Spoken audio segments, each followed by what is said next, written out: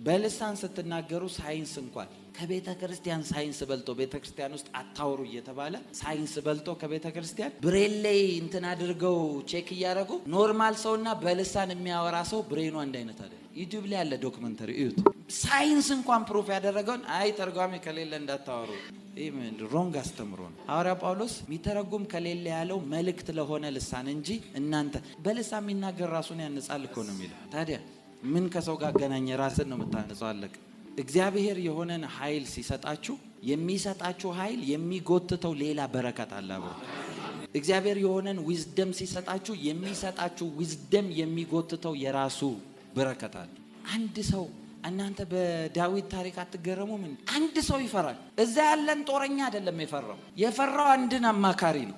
አማካሪው ነው የሚፈራው። አንዳንድ ሀገሮች ላይ ይወላችሁ በደንብ ስሙኝ፣ ጌታ ፊት ነው የምነግራችሁ። አንዳንድ ሀገሮች ላይ የጦር ጀነራሎች ሪታየር ቢያረጉ እንኳን ቢጨርሱ እንኳን እነሱ መንግስት ይንከባከባቸዋል። ለምን ካላችሁ ቢያረጁ እንኳን የነሱ የጦር ዊዝደም እንዲያሸንፉ የሚያደርገው እነሱ ስለሆነ ስለሚታወቁ በእንክብካቤ ነው የሚይዟቸው። ዊዝደም ነው ይሄንን የሚጎትተው። እግዚአብሔር የመጀመሪያ የምትሆኑበትን ዊዝደም ይስጣችሁ።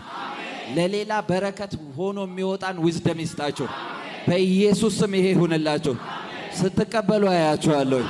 ብዙ ሰዎች ስትቀበሉ አያለሁ። የጥበብ መንፈስ ያገኛችኋል። የጥበብ መንፈስ ያገኛችኋል።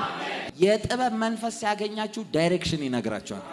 በዚህ ጋር ብትሄድ ይሄ ይመጣል፣ በዚህ ጋር ብትሄድ ይሄ ይመጣል። ሪዛልቱን ሁላ ይነግራችኋል። ሰለሞን ምን አውቆ ይመስላችኋል? ውስጥ ያለ